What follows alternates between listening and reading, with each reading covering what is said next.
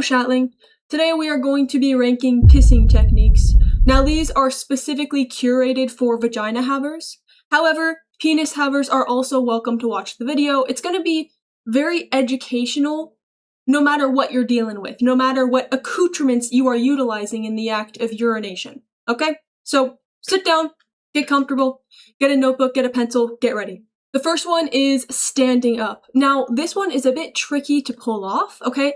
It takes a certain amount of skill. It takes a certain amount of perfecting one's technique. It is a bit tricky. However, once it is mastered, it is very auraful. It commands a lot of respect. Being able to pull off a pee while standing up is pretty auraful. So I'm going to put this one in A tier. It can get a bit messy. You really have to know what you're doing. But if you can pull it off, it's a lovely tactic. It is a lovely method of pissing, okay? Next up, we have just your basic sitting down, okay? This is pretty boring, this is pretty basic.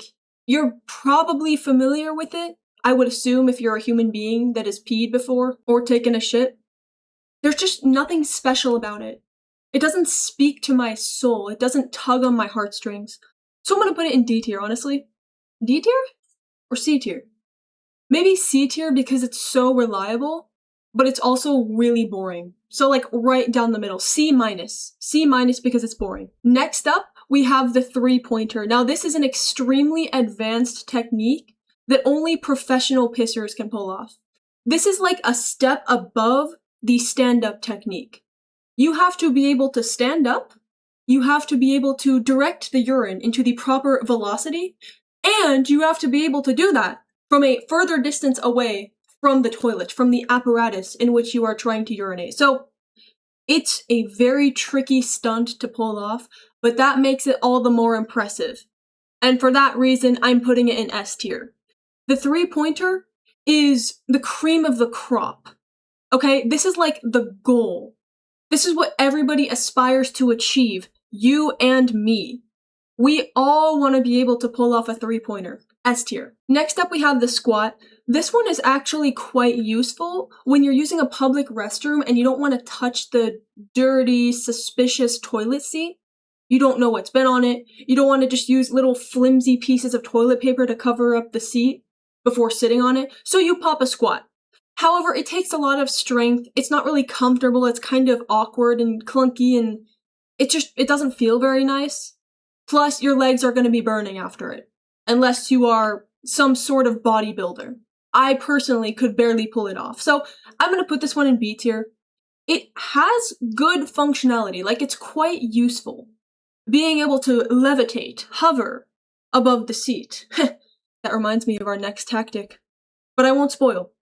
Being able to hover above the toilet seat and not make contact with the suspicious, bacteria-infested toilet seat is a plus. So solid B tier. It is a bit difficult to pull off and a bit uncomfortable. Next up, we have the David Blaine. This is what I hinted at in the previous ranking. This requires you to levitate above the toilet, so it's basically the squat without the muscular strain.